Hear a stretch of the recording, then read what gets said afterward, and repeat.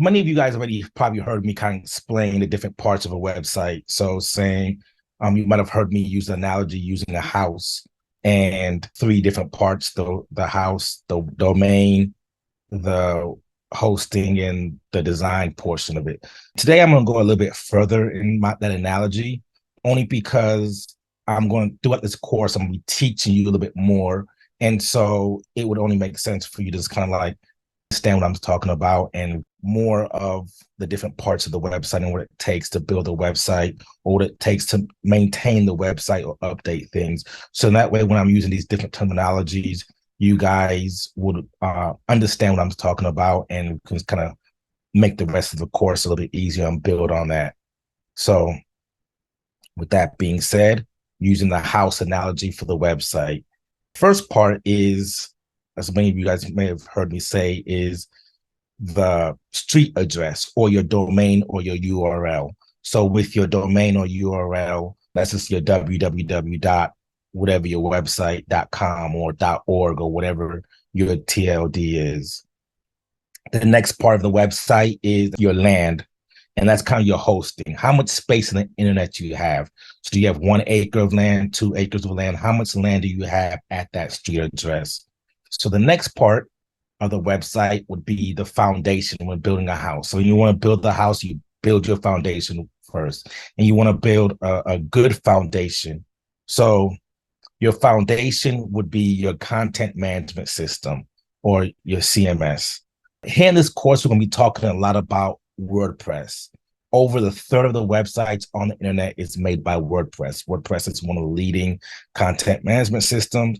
So why we recommend it here in TriLink Plus, and we use it, is a free open source content management system. So the information you put on your WordPress site, you own that content, unlike with Wix or Squarespace or some of these others, where you might not own that information, or if you don't pay that month, they can lock you out. I mean, it's a little bit harder to get your information off of those, or you don't have as much flexibility of what you can do. WordPress, like I said, is open source and it's free, and so it gives you a lot of flexibility of what you can and can't do. And so everyone I believe on this call here live today who does have a site, their website is currently built with WordPress. So it's a pretty good foundation. Now, WordPress, you need what is called a theme. That's kind of your layout of your house.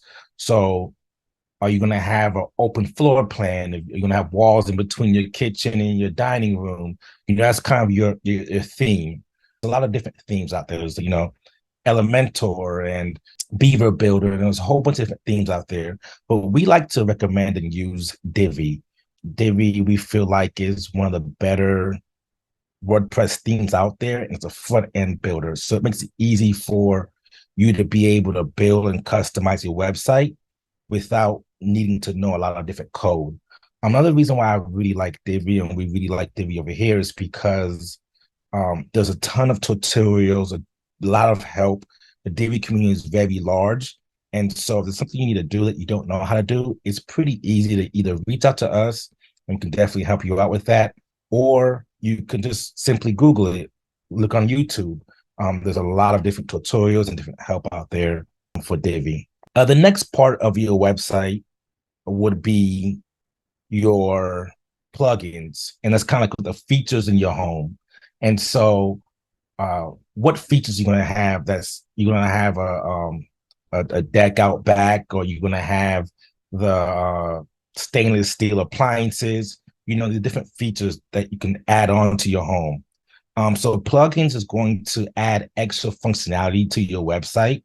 Some of you guys would have some plugins, like some people might use the WooCommerce plugin, so you can have a shopping cart on your website. But then other websites, some of you guys who's on this call or who's listening to this later on, this recording later on, won't have WooCommerce. So again, it's depending on what you need and what you want to, what kind of features or functions you like to have your website to have. Plugins allow you to have these features and functions without having to build it from scratch, without having to code everything. And so sometimes plugins are very great, sometimes it can be detrimental. And we could go into that in a little bit detail a little bit later in these courses. But for now, we're just going to leave it at that. It just extends the functionality of your website. The next part of your website is your content. In this analogy, in your home analogy, the house analogy, it's kind of your belongings, so your pictures, your furniture, whatever you want to put in your home. With the website, that would be your pictures, the text you have in your website, your about section and your contact page, and the products. If you have a shop, an e-commerce store, is your content. The next analogy we have here is the design aspect. That's kind of your decoration. So how are you going to design your home? So how are you going to design your house? The furniture is over here. The pictures is over here. We're going to have the layout of your home. And once you have your layout of your home, your website's all constructed, everything's all done, the last thing would be looking at for your website is your maintenance. Much like a home, you might have something that goes wrong with your plumbing, or you might have something go wrong with your electrical or whatever. You might need to call in a repair person, or you might need to update different things. You need a fresh coat of paint, whatever the case may be. So your maintenance. So those are the different parts of the website. And within those different parts, we're going to be going over those different parts and things like that you need throughout this courses here. If you like this tutorial, be sure to like this video, subscribe to our channel, and turn on bell notifications. And if you have any additional questions or ideas for our next video, please leave us a comment. Thanks so much for watching.